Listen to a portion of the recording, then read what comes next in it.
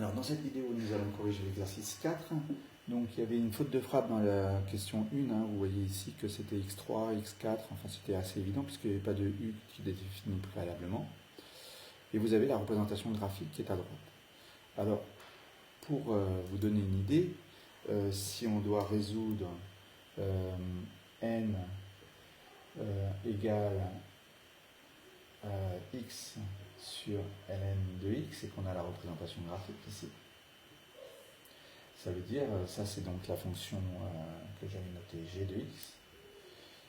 Vous aviez une représentation qui faisait ceci, d'un côté, voilà, et après elle montait, elle tendait vers plus infini, peu importe, c'est pas aucune importance. J'ai un peu triché sur le type de représentation, mais ça n'a pas d'importance non plus. C'est surtout que nous, on cherche pour un y égal à quelque chose, par exemple 3 il est ici, quel va être l'antécédent. L'antécédent, hein, g de x égale y. Donc quand on a 3 ici, quel est l'antécédent? Alors c'était la plus petite valeur que l'on prenait, c'était x3. Pour x4, x4. Pour 5, x5. Voilà. Et on trouvait, effectivement, ici, hein, il y en a qui ont trouvé ça, et c'est très bien.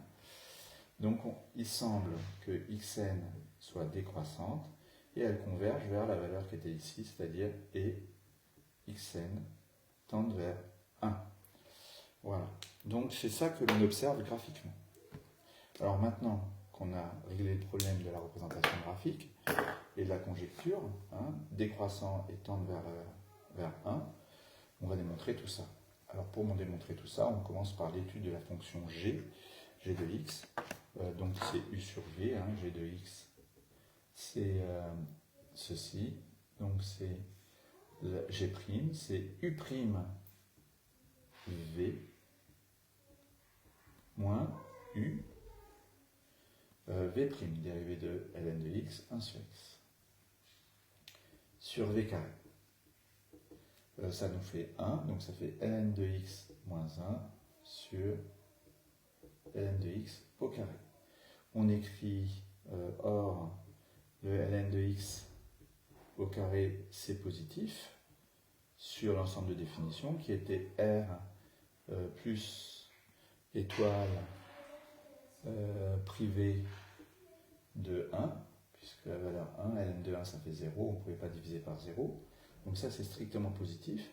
Donc g' de x du signe de ln de x moins 1.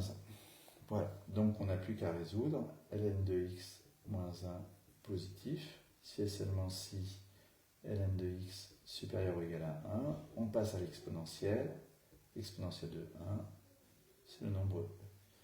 Donc maintenant, j'ai plus qu'à mettre la valeur 1 ici, double barre, la valeur 0, double barre. On a, quand positif, la dérivée, quand on est au-dessus de E, voilà, plus, moins, moins. Et donc on a décroissant, décroissant, puis croissant. Or, on avait la représentation graphique, et certains ont bien fait le tableau à partir de la représentation graphique. Donc bravo, c'était bien. Il fallait le faire, on vous le demandait. Voilà. Alors maintenant, on fait les limites aux bornes. On va trouver forcément plus l'infini ici, moins l'infini ici. On s'attendrait à plus l'infini ici, mais ça va faire 0 par croissance comparée. Et ici, plus l'infini par croissance comparée. Il n'y a plus que cette valeur-là. Ça fait E sur ln de E, ça fera E. Donc 2,71. Voilà pour ce qui est des valeurs. Il faut mettre G', G ici, hein, bien sûr. Alors pour faire les limites aux bornes, c'est ça qu'il faut bien rédiger. Vous dites limite de g de x sur x quand x tend vers 0, c'est égal à limite de x sur ln de x quand x tend vers 0.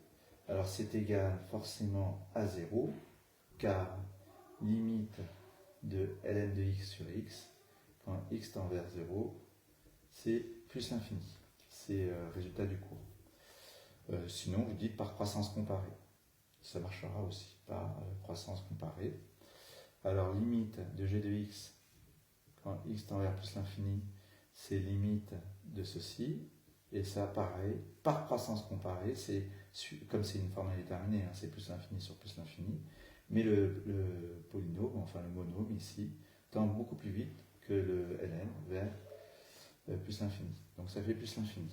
On a bien justifié les deux. Alors en revanche, pour les deux autres, pour la limite en 1, quand x tend vers 1 moins, il faut distinguer le numérateur du dénominateur. Ici, ça tend vers 0 moins. Limite de x, quand x tend vers 1 moins ou vers 1, de toute façon, ça fait 1. Donc le quotient, c'est 1 sur 0 moins, c'est moins l'infini. Limite de g de x. Et voilà comment on rédige. Voilà. Ça nous fait 1 sur 0 moins, donc moins l'infini.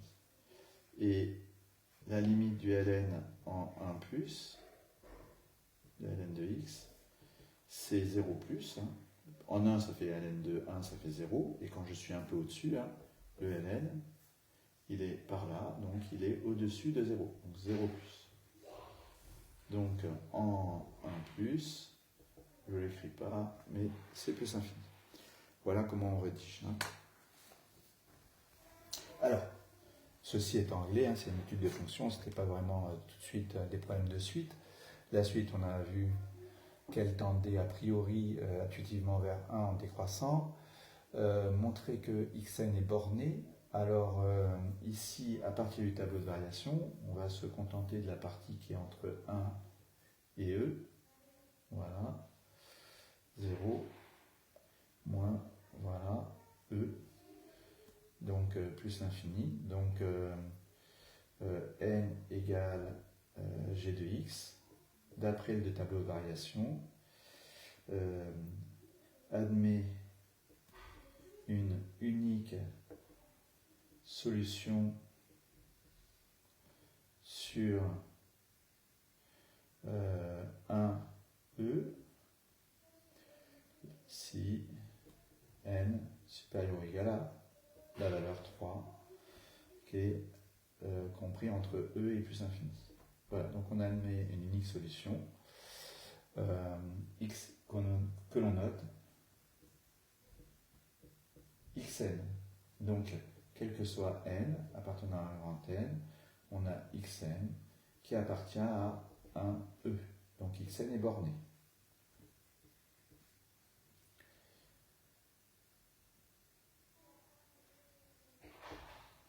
Alors maintenant, pour avoir la représentation graphique de la fonction k, qui est la réciproque de cette fonction, hein, on a bien g est bijective, g est restreinte à 1, e et bijective. Je pourrais prendre la valeur e d'ailleurs, puisque ça existe. Et bijective, on note k égale g-1 de la restriction, enfin la restriction de g à voilà. Et on a le tableau de variation hein, ici. On va varier de e à plus l'infini. On a décroissant aussi. On a ici, ben, il n'y a pas de... puisque la dérivée est nulle. Là, ça va être une tangente verticale. K, alors K', mais ça, on ne va pas chercher. Voilà, on a décroissance. Et en E, ça vaut E. Et en 1, en plus infini, ça vaut E. Voilà ce que l'on voit.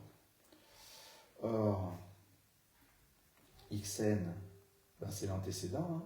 Hein. On a g de xn qui est égal à e, donc k qui est égal à n, donc k de n qui est égal à xn. Hein, c'est la réciproque. Donc, voilà, k de n, c'est xn.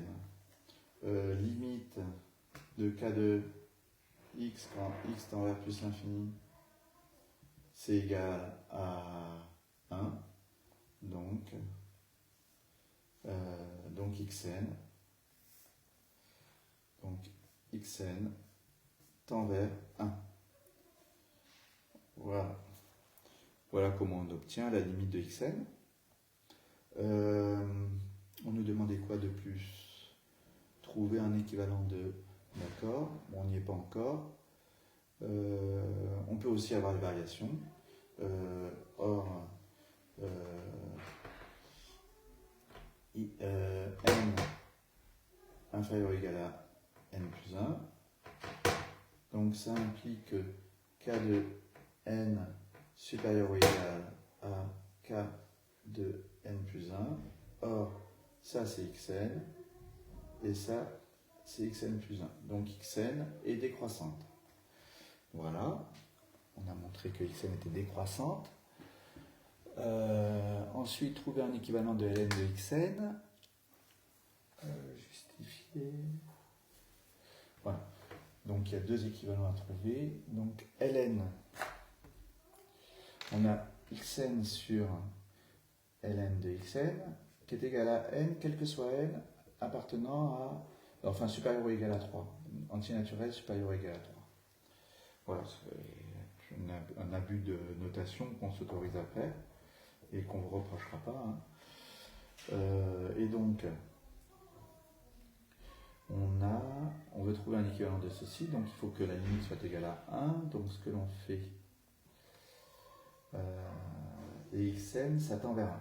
Ah ben voilà, donc xn est égal à n ln de xn. Donc ici, ça nous fait ln de xn divisé par 1 sur n. Hein. 1 sur n, c'est multiplié par l'inverse, donc on a bien ça. C'est égal à xn, et ça tend vers 1. Donc, ln de xn, c'est équivalent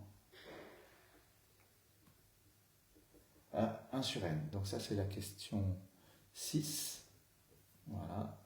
Et pour la question 7, on veut un équivalent de xn-1. On a ceci, on a trouvé ça. Donc on a 1 plus, alors u, on a dit, on va poser u, voilà, ça, sur xn-1. Alors, ça c'est facile, ça tend vers 1, parce que ça tend vers 0, car xn-1 tend vers 0, forcément, puisque xn tend vers 1, puisque xn tend vers 1. Voilà, donc ça tend vers 0. Et on utilise le résultat ln de u sur u tend vers 1. Quand u tend vers 0. Comme ça tend vers 0. En utilisant ce résultat, on a ceci. Donc on pourrait faire comme, mettre ça ici, ce serait plus logique au niveau de la rédaction. Alors maintenant,